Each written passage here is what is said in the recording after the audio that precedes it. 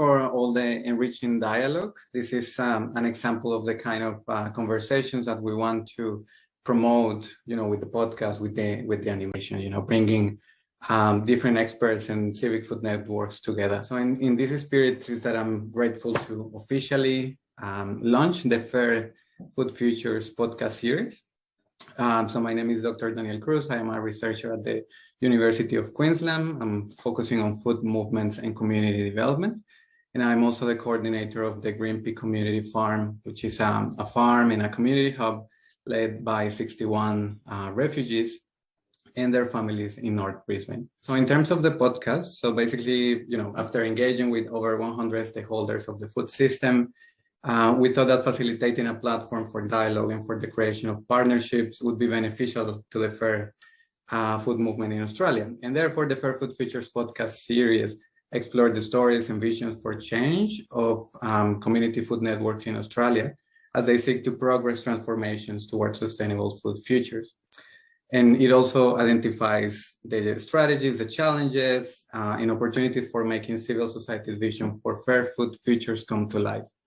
So what we did was basically to listen to stories from leaders of grassroots food organizations, community workers, farmers, First Nations communities, activists, consumers, academics, and global policymakers. By bringing these voices together, the Fair Food Futures podcast series aims to create a space for dialogue and alliance building between members of civic food networks in Australia and contribute to ongoing conversations about the opportunities and challenges for policy change.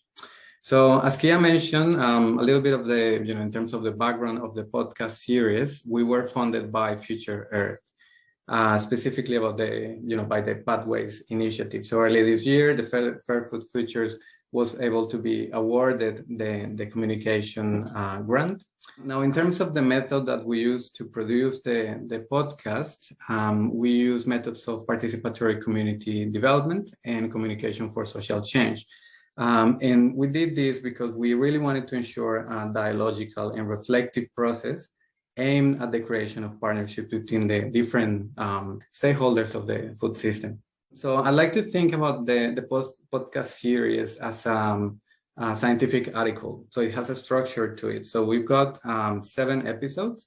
So the first one basically describes a little bit of the background, and the conceptual framework that underpin the work. It also has some elements of a situation analysis in terms of our current food system.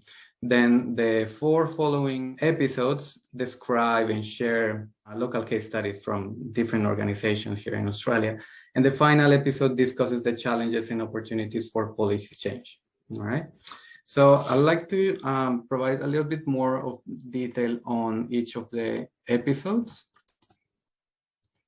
So the first episode, we were very happy to invite Costa Georgiadis.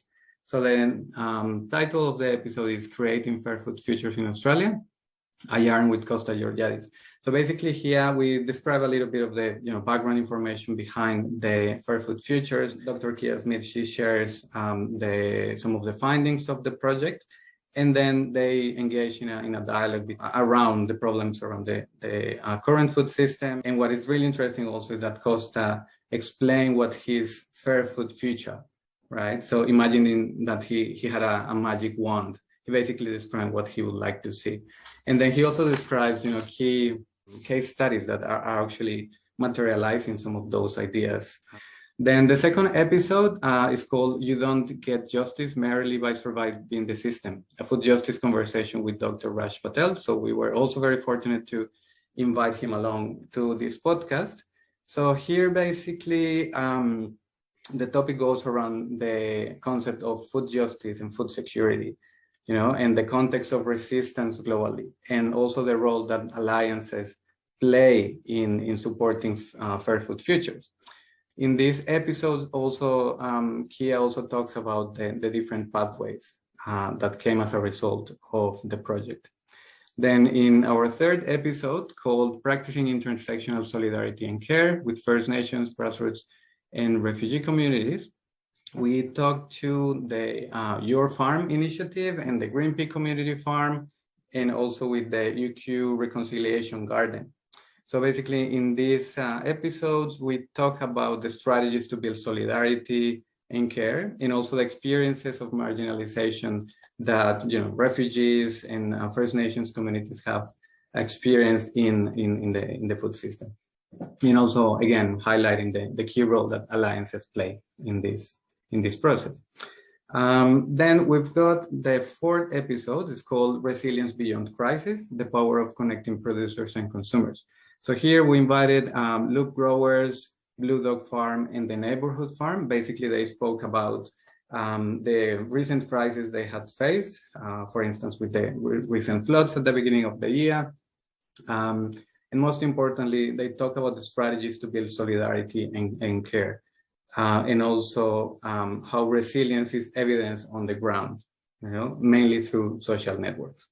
Then on the fifth episode, it's called Food as Commons, Bridging the Rural-Urban Divide Through Collective Ownership and Action. We invited leaders of Growing Forward and also of Region Farmers Mutual. And we talk about the tensions around claiming common ownership of land and strategies to bridge the rural-urban divide and the role of education in this process as well.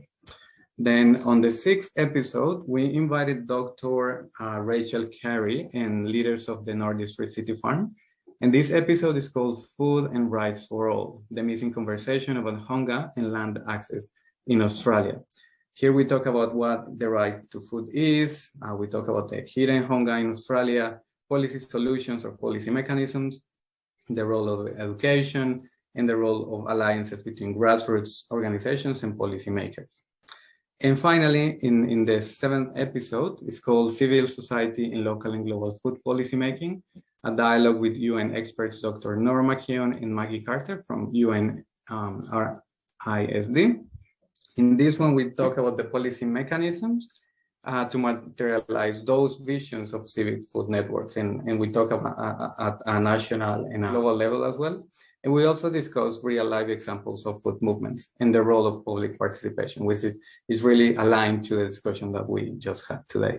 So that's basically, a very brief description of the podcast, but we really wanted for it to be really structured and also be, useful to promote conversations on how we can transform food systems in Australia. So we'd like to share with you the trailer of the podcast series.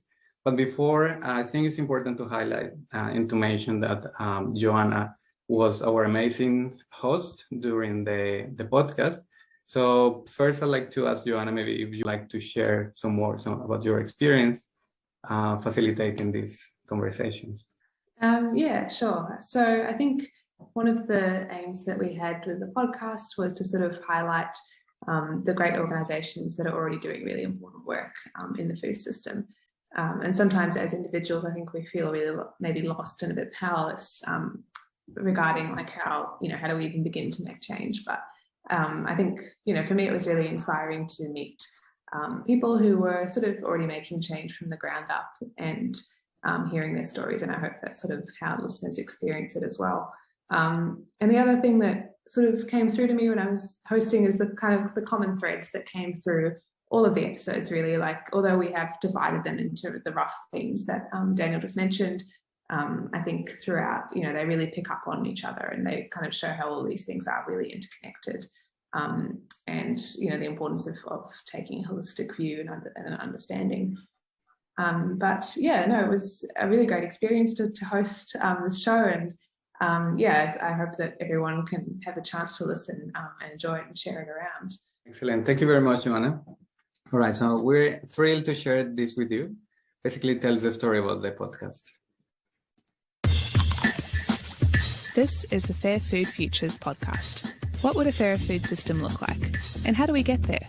By sharing real-life stories about food justice in Australia, we'll showcase some exciting pathways for transforming food systems from the ground up.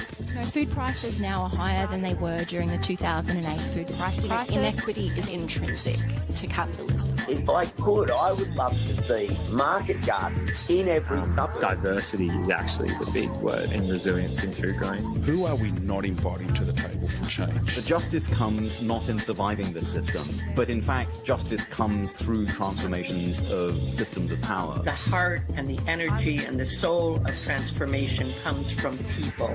It comes from below. It's important to build convergence among local movements. Welcome to the first episode of the Fair Food Futures podcast. This is a podcast exploring the stories of grassroots organisations working towards a fairer food system in Australia and the strategies, challenges and opportunities they encounter. By exploring these stories, we ask a bigger question. What does it mean to do food justice in Australia today? This podcast was recorded on Jagera and Turrbal land, and we acknowledge the traditional owners and their ongoing connection to country. The podcast draws on research funded by an Australian Research Council Discovery Early Career Award and has received financial support from the Future Earth Pathways Initiative.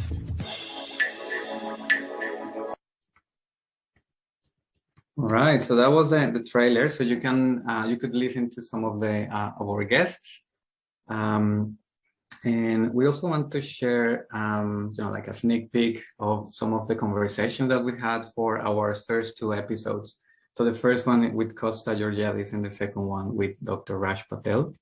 So this one is with Costa. What's exciting about this project and this podcast as well is that it sort of draws on those experiments on the ground, but also uses them to think at a larger scale about what a fair food future, a food system could look like if it was transformed along these lines. So the next question I have for you, Costa, is quite a big one. If you could wave a magic wand, how would you transform the food system? So what would your ideal fair food future look like? That's key. You've given me free range. Yeah. I'll be like chicken here going off piste and just going nuts. Yeah. And then this one is a soundbite from the conversation with Raj Patel. Of physical and social barriers that prevent access to, in an equitable and just way. So when I hear food justice, that's what I hear. And I very much like the way that you frame it here, which is as a response to food security. And again, for people who haven't heard the term food security is about access. The main idea here is that you have access to sufficient food necessary for a healthy and productive life. But the problem with food security is that you can be food secure in prison, right? You have no control over the kinds of food that reaches you. You have no control over whether the food comes at any particular time. You have no power over the food system because food security is agnostic about power, whereas food justice is very centrally concerned with how imbalances in power, inequities in power under late capitalism prevent certain people from being able to access access food and eat well. All right, so that's just a small sneak peek into what's coming. And you can also find us at fairfutures.com. That's our website. You can get more information about the findings of the project.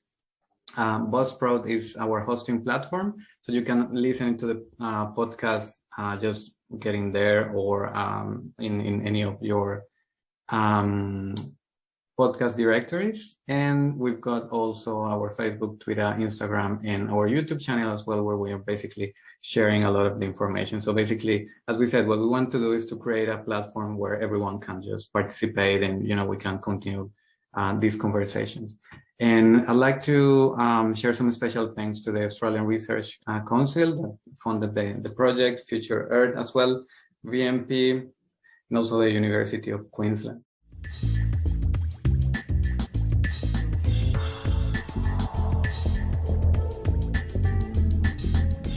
And I guess from me, I'd echo those words. Thank you to Joanna and Daniel for all of your energy and support around getting these two off the ground. You've been incredible. It's been great to work with you. And yeah, look, I'm the same. I hope that everyone who likes the animation will share it. We invite you to come and listen to the podcast episodes as they're released and continue those conversations within your networks across different levels. The research is ongoing, it goes into next year, so you'll be able to expect to see the actual academic publications hopefully coming out over the next 12 to 24 months as well. Thanks for joining us, and we'll see you next time. Thank you.